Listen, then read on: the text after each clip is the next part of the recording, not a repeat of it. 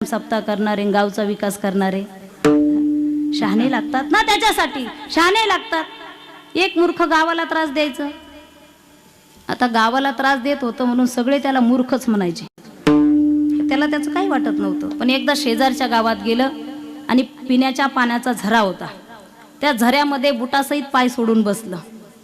काही महिला आल्या तिथं, त्यात एका महिलेचं शिक्षण 9वी झालेली होती।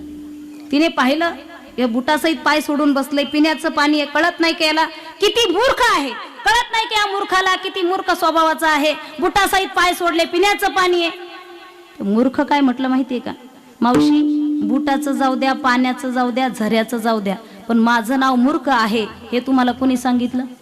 नेमकी ही बातमी तुमच्यापर्यंत आली कशी? मूर्खशे गात्राने